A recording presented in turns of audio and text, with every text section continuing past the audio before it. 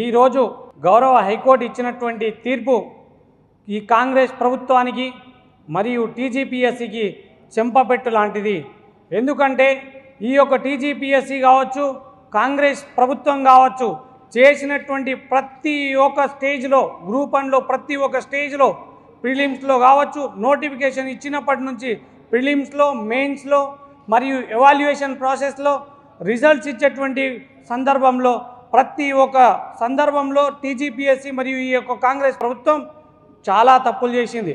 కానీ నిన్న ఇచ్చినటువంటి తీర్పు ఎవాల్యుయేషన్ ఆర్ మెయిన్స్ అనేటువంటిది కండక్ట్ చేయమని చెప్పి కోర్టు చెప్పడం శుభసూచకం మరియు మేము దాన్ని స్వాగతిస్తూ ఉన్నాం.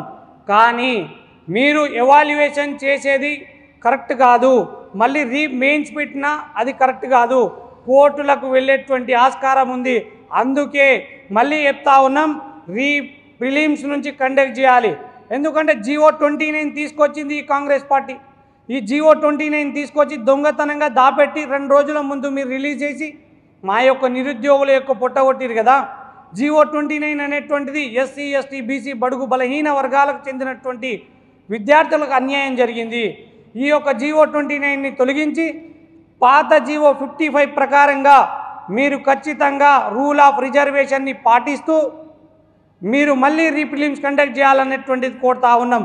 మళ్ళీ ప్రిలిమ్స్ కండక్ట్ చేసేంత వరకు ఖచ్చితంగా జాగృతి నిరుద్యోగుల పక్షాన కొట్లాడబోతూ ఉంది. దాంతోపాటు ఈ యొక్క మళ్ళీ కొత్త నోటిఫికేషన్ అనేటువంటిది ఇప్పుడు వీళ్ళకు ఒక సాగు దొరికింది. 8 నెలల సమయం అనేటువంటిది కాంగ్రెస్ పార్టీకి దొరికినట్టు. ఇంకా కొత్తగా ఏ నోటిఫికేషన్ పెట్టినా ఎటువంటి లీగల్ ఇష్యూస్ లేకుండా ప్రతి ఒక్కరు క్లియర్ చేసి పెట్టాలి. టీజీపీఎస్సీ మాత్రమే పెట్టాలి, కాంగ్రెస్ పార్టీ ప్రభుత్వం అనేటువంటిది పెట్టదు. ఎందుకంటే యూత్ డిక్లరేషన్ ఇచ్చింది కాంగ్రెస్ పార్టీ. యూత్ డిక్లరేషన్ ఇచ్చినటువంటి ప్రియాంక గాంధీ గారు ఎటో పారిపోయారు ఢిల్లీకి. ఎలక్షన్ అయిపోయిన తర్వాత ఒక్కసారి కూడా మనల్ని తిరిగి చూడలేదు. మీరు యూత్ డిక్లరేషన్లో ఇచ్చిన విధంగా ఏడాదికి 2 లక్షల ఉద్యోగ నోటిఫికేషన్ ఇస్తామన్నారు కదా, అది లేదు. నిరుద్యోగ వృత్తి అనేటువంటిది లేదు. చదువుకోవడానికి వాళ్లకు వెసులుబాటు ఉంటుందని చెప్పి ప్రతి ఒక్కరికి స్కూటీలు ఇస్తామన్నారు, అది లేదు. యూత్ కమిషన్ ఏర్పాటు చేసేసి ప్రతి ఒక్క అభ్యర్థికి 10 లక్షలు అనేటువంటిది వడ్డీ లేని రుణాలను ఇస్తామన్నారు, అది లేదు. రాజీవ్ యువ వికాసం అనేటువంటిది చెప్పి 5 లక్షలు ఇస్తామన్నారు, అది కూడా లేదు. సో ఈ కాంగ్రెస్ పార్టీ ప్రభుత్వం ఈ గడిచినటువంటి 20 నెలల్లో నిరుద్యోగుల పక్షాన లేదు, ఇప్పుడు కూడా ఉండదు.